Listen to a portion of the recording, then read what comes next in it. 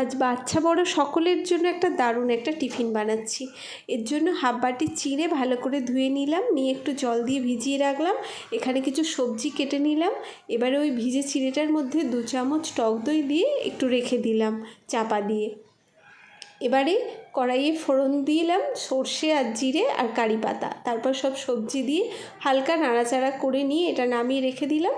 এবারে এইখানে চিড়েটা দই চিড়েটা নিলাম আর 1.5খানা আলু দিয়েছি। হাফ বাটি চিড়ের সঙ্গে 1.5খানা আলু, 2 চামচ বেসন আর সবজিগুলো দিয়ে দিলাম, একটু চাট মশলা, লবণ আর কাশ্মীরি একটু লঙ্কার গুঁড়ো দিয়ে ভালো করে মেখে নিয়ে এবারে হাতের মধ্যে একটু তেল দিয়ে এইভাবে আমি শেপ দিলাম। সব কটা রেডি করে নিলাম। কি সুন্দর দেখতে হয়েছে না? এবারে এটাকে আমি শ্যালো ফ্রাই করে নিলাম, অল্প তেল দিয়ে এটাকে ফ্রাই করে নিলাম। এটা আপনারা এয়ার ফ্রায়ারও করতে পারেন, আবার ডিপ ফ্রাইও করতে পারেন। তো দারুণ টেস্টি একটা স্ন্যাক্স হলো।